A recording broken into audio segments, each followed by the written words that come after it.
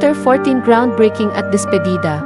Lumipas ng isang linggo ng araw groundbreaking pero kasabay ang despedida nila Elma sa restaurant sa groundbreaking habang nagpa-picture sila Jessica at pamilya niya habang naghukay. Ay medyo nakasulyap si Jessica kay Alex at habang si Alex ay nasa gilid nila Jessica, tapos sinikoan ni Boom si Alex dahil napansin ni Boom nakatingin si Jessica kay Alex. Mukhang nagnalo ako sa pustahan natin. Sabi ni Boom. Bakit? Sabi ni Alex. Tingnan mo si Ma'am Jessica, kanina pa nakatingin sa'yo. Sure ako di siya maka-move on sa nangyari sa nyo. Sabi ni Boom. Tumahimik ka dyan na dito tayo para magtrabaho, hindi ng babae, okay? Sabi ni Alex.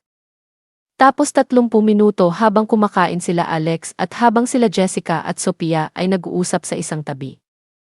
Ate, nakikita mo yun naka-blue na polo lalaki? Sabi ni Jessica. Oh. Sabi ni Sophia. Siya, si Alex, yun lalaki, sinasabi ko sa'yo na kasama ko sa hotel.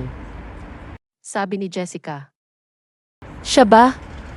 Ang gwapo niya. Sabi ni Sophia. Oo nga, wait lang, lalapitan ko na. Sabi ni Jessica. Lumapit si Jessica kanila Alex. Hi guys, can I join? Sabi ni Jessica. Bimulongan ni Boom si Alex. Di ba tama ako? Pagbulong sabi ni Boom. Sure, ma'am. Sabi ni Richard. Umupo si Jessica sa tabi ni Alex tapos bigla nag-ring ang cellphone ni Richard. Excuse me, kailangan ko sagutin ito. Sabi ni Richard. Tumayo si Richard sa lamesa tapos bigla naihi si Boom. Pare, naihihi ako. Ma'am, excuse me po. Sabi ni Boom. Tumayo na si Boom sa lamesa at naiwan sila Alex at Jessica sa lamesa. Tatayo sana si Alex sa upuan kaso pigilan siya ni Jessica. Alex, wait, let's talk. Sabi ni Jessica. For what? Sabi ni Alex. About sa nangyari sa atin noon last week. Sabi ni Jessica. Yun ba? Ma'am, wala lang yun. Mga lasing lang tayo kaya nangyari sa atin yon. Sabi ni Alex.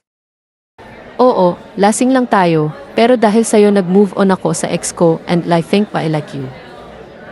Sabi ni Jessica. Ma'am, I'm sorry, pero di mo pa ganoon ako nakilala. Excuse me, tawag na ako ni Sir Richard. Sabi ni Alex.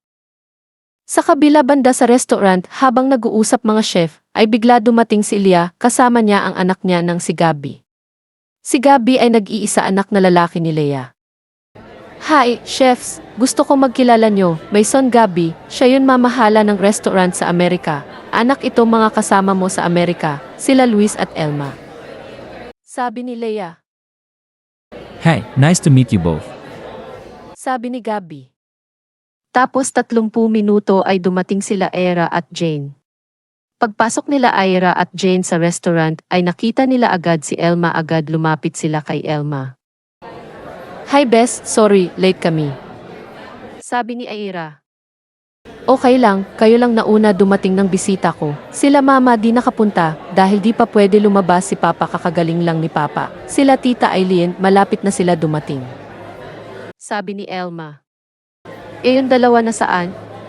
Sila Boom at Alex. Sabi ni Jane. Nasa trabaho. May event sila. Sabi ni Elma. Despedida mo, wala si Alex. Mas inuuna niya pa sa'yo ang trabaho niya. Aalis ka na nga, di pa siya pumunta sa despedida mo. Sabi ni Ira. Ano ka ba, trabaho yon. Kailangan niya unain at saka pupunta rin si Alex mamaya. Sabi ni Elma. Okay, sinabi mo. Sabi ni Ira. Habang nag-uusap sila Elma, Ira at Jane ay bigla dumating sila Eileen, Vinto at si Ali. Ate Elma. Sabi ni Ali. Lumapit si Ali kanila Elma.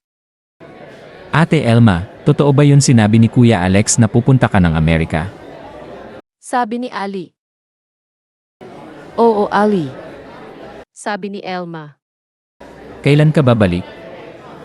Sabi ni Ali. Kapag high school ka na. Sabi ni Elma. Ang tagal naman, namimiss ko yung luto mo, alam mo ba ate, ikaw pinakamasarap magluto. Sabi ni Ali. Ano sinabi mo, si ate Elma mo masarap magluto? Sabi ni Eileen. Joke lang po mommy. Sabi ni Ali. Tita, buti po nakarating kayo sa despedida ko. Sabi ni Elma. Oo naman, parang rin kita anak kaya pumunta kami. Anyway, heto pala tito, Vinto mo ang daddy ni Alex. Honey, heto si Elma, girlfriend ni Alex. Sabi ni Eileen. Hello po tito. Sabi ni Elma. Maganda ang bata ito, kaya siguro na in love ang anak ko sa'yo. Sabi ni Vinto. Di lang siya maganda, mabait pa. Sabi ni Eileen. Heto talaga si tita, sige kumain po muna kayo. Sabi ni Elma. Oh, CJ. Sabi ni Eileen.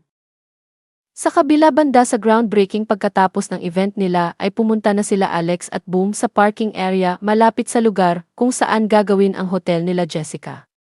Pagsakay nila sa kotse ay bigla nag-ring ang cellphone ni Alex.